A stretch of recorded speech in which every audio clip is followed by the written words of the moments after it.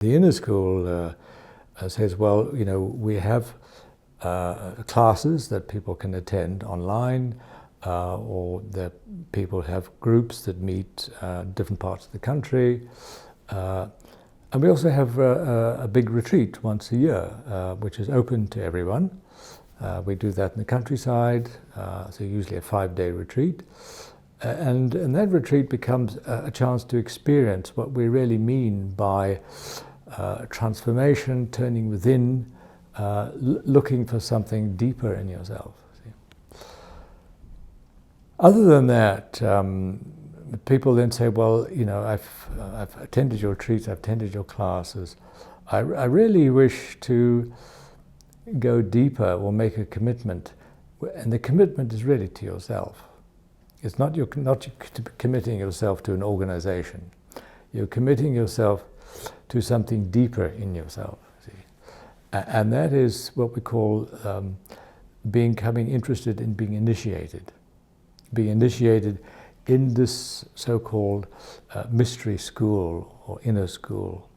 And it's a sacred thing, because it's not a knowledge that is commercial. It's not something that you can spread around, or, you know, it's something that actually is the culmination of thousands of years of people's spiritual experience that's condensed and refined down to, you know, a few basic spiritual practices. So one is taught spiritual mantras, breath practices, purifications, and then there's the whole issue of faith.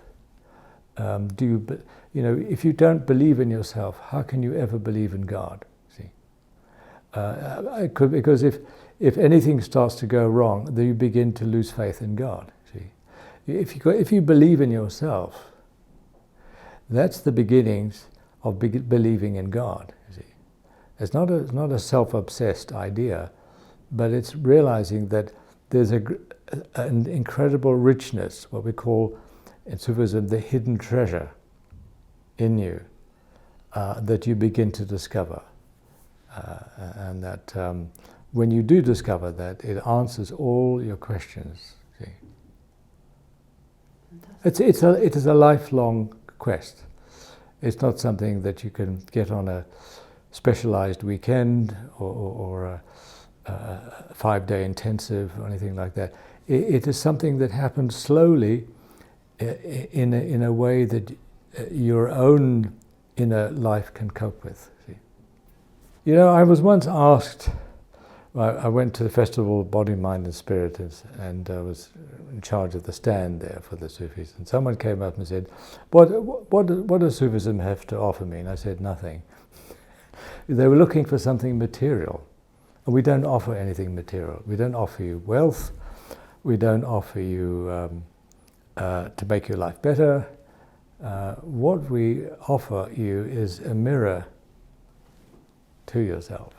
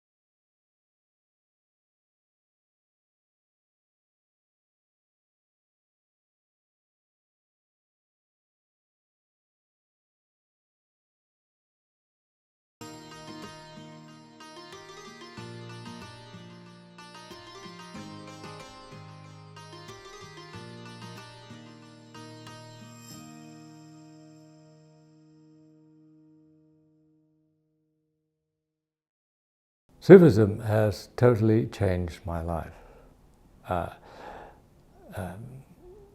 I used to be a physicist working in research in America, but I found that what I was doing was fulfilling the longings of my father.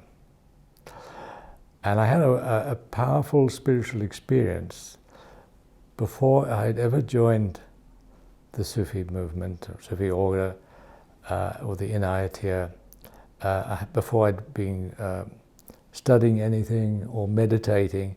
I had a powerful experience in the Berkshire Mountains whilst I was attending a Sufi program. And in that experience, I experienced the essence of my being. And then I thought, this is what I want. But it was a kind of materialistic thought. I wanted to hold on to it, and it disappeared. It disappeared after 25 minutes. And so I thought, I'll join the Inayatiyya. I'll become initiated, which I did. And I thought, I'll do some Sufi retreats, I'll get some training, which I did. And at the time, I made the decision to train as a transpersonal psychotherapist, to change my career. And actually, I had to battle for 10 years with myself. I went through a divorce, I went through all kinds of things, disintegration of everything I owned. And it broke my heart, actually.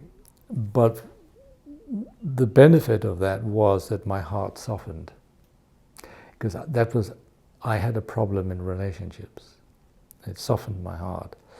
And that became the beginning. And 10 years later, following that experience of softening, I went on a long retreat, and then everything opened up like a flower.